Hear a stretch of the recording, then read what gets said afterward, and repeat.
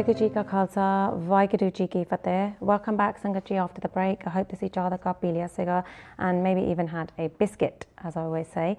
So Sangat Ji, as you know, we've got Joe Sidhu with us, QC, the country's leading criminal barrister from the Asian community who was born and bred in Southall. Before we carry on with the questions that we were talking about on the political side, I always have a thought of the day. So Aj the Jeda thought of the day, Hega. If 100 moons were to rise and 1,000 suns appeared, even with such light, there would still be pitch darkness without the Guru. This is from Guru Angad Dev Ji, Ang 463. Very, very, very important message, actually, that, you know, if we had 100 moons that were to rise and 1,000 suns that appeared, still there'd be pitch darkness without our Guru. Once again, Ajara Mahina Hega, you know, the month of Savan, it's very important that as much as we can, let's go to the Gurdwara, or let's even in our own homes as a family do bar, to do Simran, try to remember our Guru, because that's what's going to shed light in our life.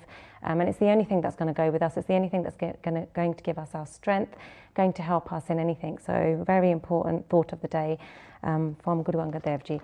So Sangaji, let's lead on to speaking to Joe, continue with the political side of how we can help Sadhajeda youth, Hagea, you know, for them to come forward within the different parties to represent our community as well as anybody else, because it's that's going to help us to go forward if we have somebody who looks like us to be able to ask them questions, which is why we feel so privileged and happy that, you know, Sada Jirapaji Hatan Manjeet Desi and Preet Shergill, Sadi Pan Jeri Hegi are representing as Sikh MPs first time. You know, this is something that's for us as a community, you know, it's going to then encourage others going forward to come forward, which is why we've got Joe here as well to encourage us as well. So Joe, you know, thank you so much for all the information that you've been running through with us and running through for the viewers.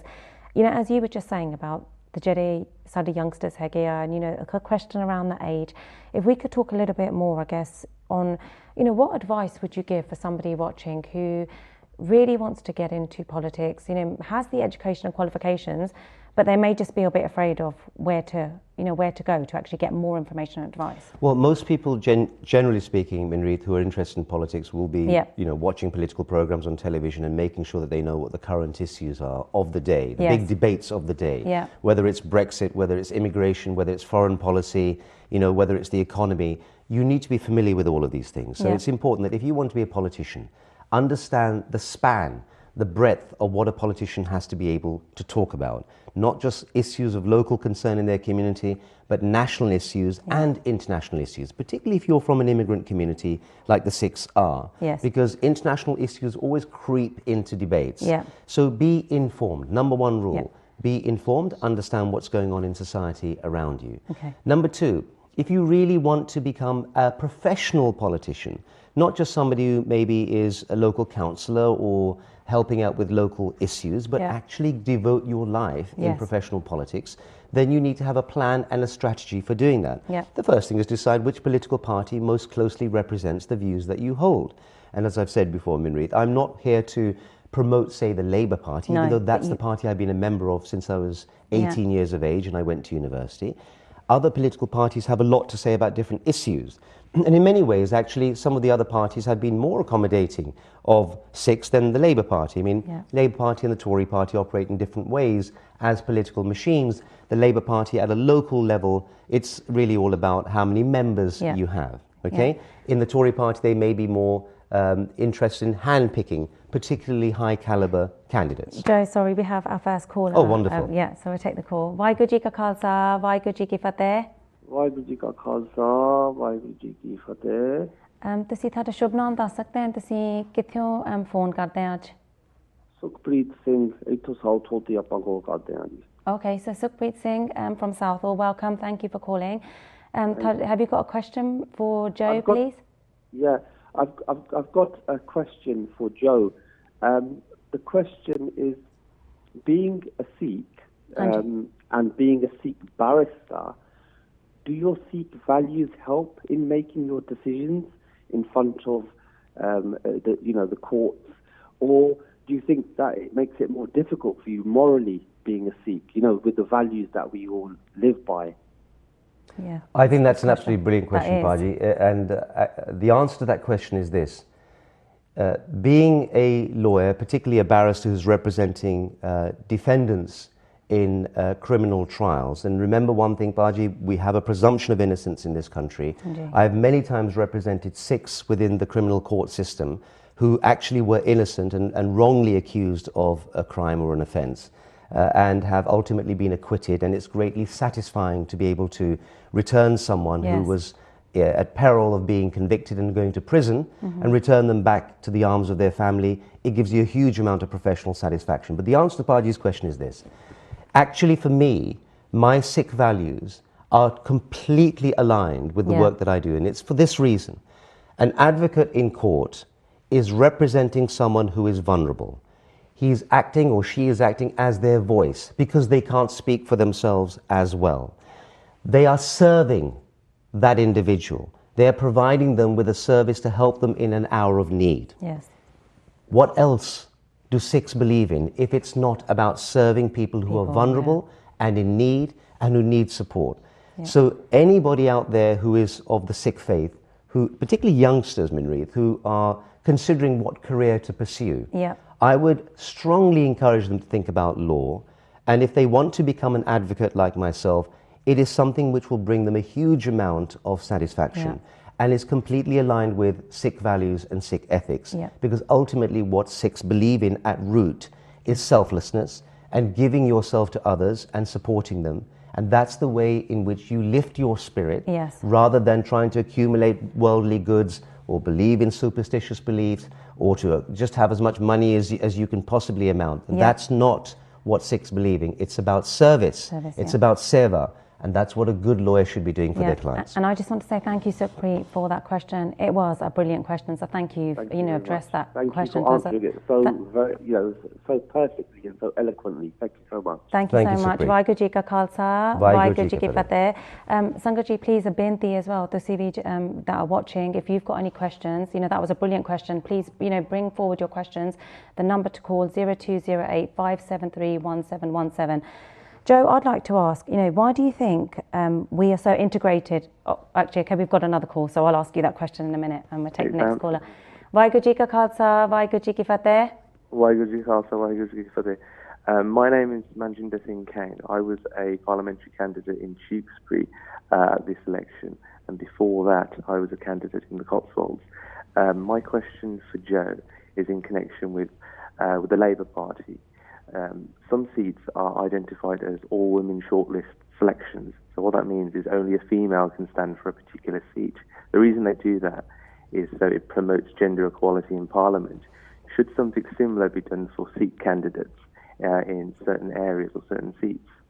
I think that's an excellent question. And actually, Manjinder Singh Kang, the caller, is someone that I know well. He's a fellow lawyer. Okay. He's a solicitor, and he's just actually started his own new firm, Kang & Co, and is a great example of a relatively younger person who has combined a legal career with a political career. And as he's just said, he stood in the two previous general elections for the Labour Party.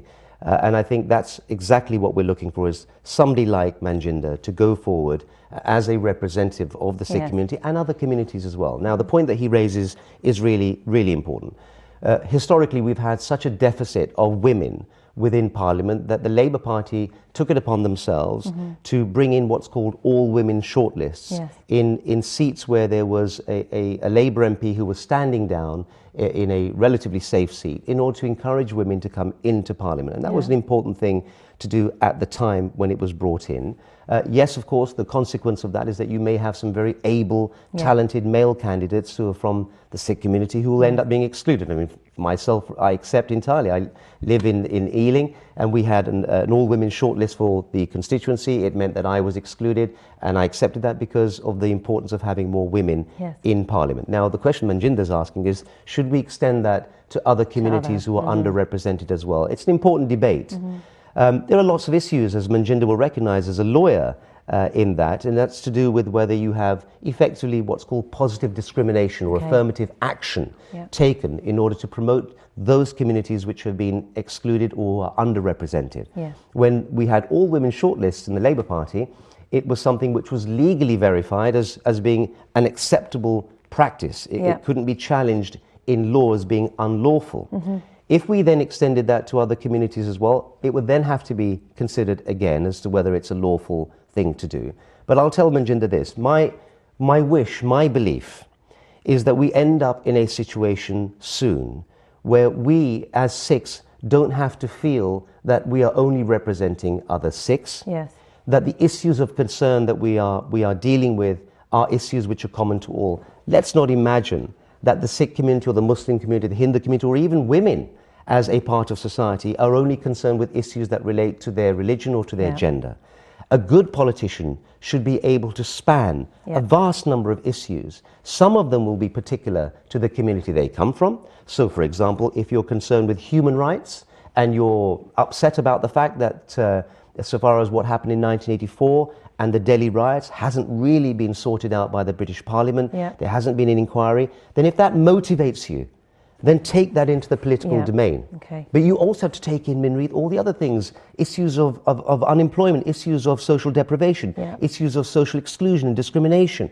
So we are not wearing just one hat. No. There are many hats that we wear. And I'm wondering, it shouldn't be for us to have all Sikh shortlists. I worry about that for this reason, because if it's all Sikh shortlists today, you might have somebody else saying, well, we need to have an all-gay shortlist, or we have to have an all, under 30 shortlist, and you get to the point where some people are then going to end up getting excluded who are actually very worthy candidates, and it really raises this issue. We have two very fine new Sikh MPs in Parliament, and we ought to be incredibly proud of them, because they were not people who were parachuted in. These are people who have served their time in their communities and deserve the opportunity they've been given now to stand in Parliament. But they are not there just to represent the Sikh community. They may be Sikh MPs, but primarily they are MPs who come from a Sikh background. And therefore we shouldn't load onto them huge expectations of grappling issues which are only to do with the Sikh community. They're there for everyone.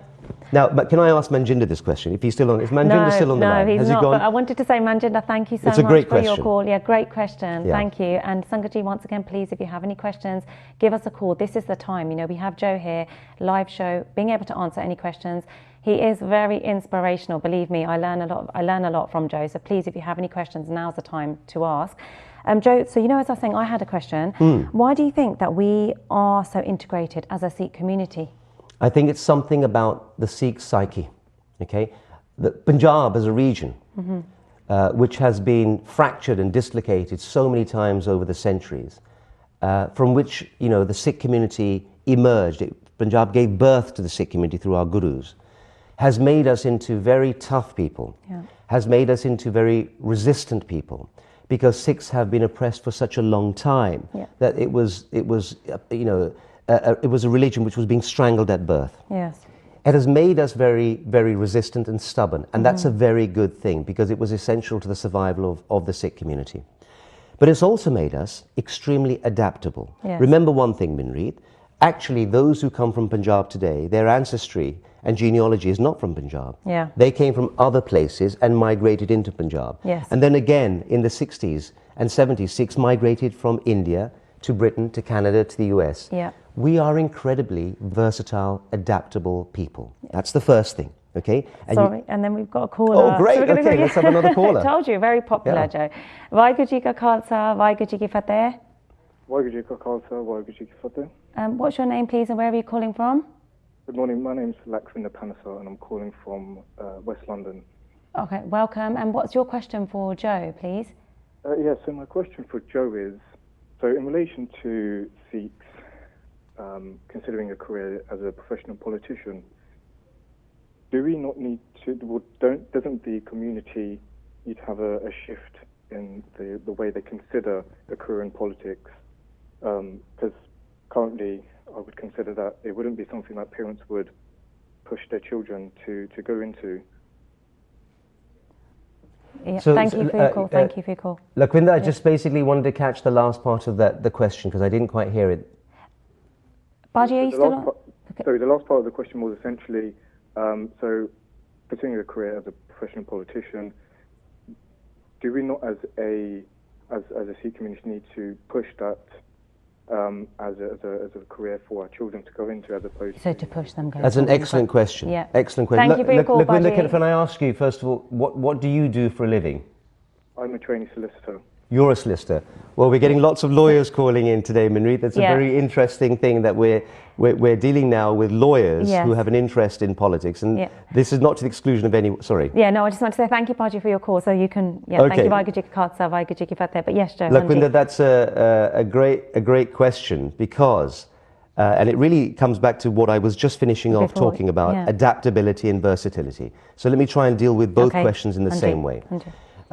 One thing that makes us especially proud about our Sikh heritage is how not just resistant we have been to oppression, but how adaptable we have been to new environments and new circumstances. Wherever the Sikh diaspora goes across the face of this globe, it has been incredibly successful in adapting to the local environment. Okay? Now, adapting to the local environment, whether you settle in Southall in London or in Canada or in America or anywhere else, means, first of all, understanding the local culture and local society and being open to it. Yes. So the Sikh community, because its religious values have always been basically very liberal, let's think about them, because we ought to remind ourselves of what it is about the Sikh religion which makes it such a modern 21st century religion. It believes in gender equality. It believes in the removal of the caste system. Therefore, it believes in levelling society so that everybody is on a similar platform. It believes in removing superstition. I know that we have superstitious practices that sometimes come back in, but look, it believes in a rational way of looking at the world. It's what the gurus taught us. Yeah, exactly. Okay? True. That you don't go about the world thinking, oh my goodness, this is going to happen, that's going to happen because the forces of darkness are with us. We think about a rational world around us and how we can manage ourselves within that world. Yes. These are basic precepts within the Sikh religion, which makes Sikhs actually very successful when they go to new societies and new countries. They're prepared to learn the language. They're prepared to mix with the local community. They don't isolate themselves within ghettos. They generally are law-abiding citizens. They promote education for their children as much as they promote religious values. So it's not the case that we say to our children, never mind whether you do well at school, as long as you go to the Gurdwara every day. We don't do that within the Sikh community. And the reason why we don't do that is because we believe how important it is to help our children to get a great education so that they can get really good jobs and be successful in their own right. And it's all because we believe in contributing to the society which has embraced us. After all, when my parents came to this country, Minreet, you know, they came here with practically nothing. They had to start at rock bottom, working in factories before they got jobs that they were able to do, which recognized their qualifications from India. But they swallowed that because they knew it was a sacrifice worth making for me and my brothers. But they integrated. So learning English is really important to integrating. Now, here's the thing. The question really that Lakwinda is asking us, and it's a great question, is should we be doing more to encourage our young people within the Sikh community to consider politics as a serious profession, as an option? Now, it's taken a long time, Minreet, for us to move away from telling our children what you should aspire to, being a doctor, a dentist, a lawyer, an accountant, and all of those other lovely jobs, when in fact, of course, if the majority of Sikh people in this country aren't doing exactly those jobs, they're doing other regular jobs, and you know what, they're working for their families, they're paying their taxes, and give credit to them, because I think sometimes there's too much focus on the high professions and a lack of recognition of the fact that people are doing work within their communities, both for their families and voluntary work for in terms of seva. We ought to recognize that. I don't think you need to be a high-level professional person, like a lawyer, in order to become a politician. Anybody should feel they can become a politician. But the important message here, which is what Lakwinda's asking us about, is are we telling our children enough times, think about going into politics one day if it interests you and you can make your contribution to society? And I think we're not. And I think the reason why we're not is because the Sikh community has seen how representation works in this country, and the focus of their political energy has been diverted into things like Gurdwara elections, okay, or maybe local politics. But the talented younger people out there who want to operate on a national level, on a national stage in Parliament, they are not being encouraged by their families enough, or if they are encouraged, they get frustrated very quickly. Why do they get frustrated? Because the very blocks that I've told you about, that older Asian politicians are putting on younger people and creating a glass ceiling. And I have to say, Minreet, if we don't get our older Asian politicians to understand that they need to let go of power if they really care about their communities, stop going around saying all the time, I'm a local councillor, I'm a local councillor, I'm the mayor of my borough. These are hats which they wear. The question is, what are you actually doing to promote the interests of the community at large, and particularly for the Sikh community, Yeah, but then Joe, look, for example, that's really good what you've just said. So, okay, Canada, for example, that's all we see, Sikhs as MPs, female, male, you know, and it's brilliant. Like, they are flourishing like anything. What is it that, because if I look at it from a Canada perspective, so, you know, they might be third, fourth generation. So their parents are encouraging them, I'm assuming. But why is it, what is it that we need to maybe take away from Canada to bring to the UK so that we actually, you know, we are on that same level? Because there, that's all you see is our Sikh community. It's a great way of illustrating the point that we're debating right now, Minreet. Canada is not like the UK. In Canada, the defence minister is a Sikh. In Canada, Sikh politicians have risen to the highest office levels within their federal government and at provincial level as well, whether it's British Columbia or Ottawa. Sikhs have been immensely successful. Why? Why is it that in this country we are not as successful as they are in Canada? They're all Sikhs. Whether you're a Sikh in London, you're a Sikh in Vancouver, you're a Sikh. Yeah, we've got about 2.5 minutes. And I think the problem is this, is that the way in which the Sikh community is organised in this country is different. I'll say it for the fourth time. Sikhs need to invest more political energy in mainstream politics rather than being obsessed with who is running their local Gurdwara. Those who are involved in running, I appeal to them. I appeal to them very humbly.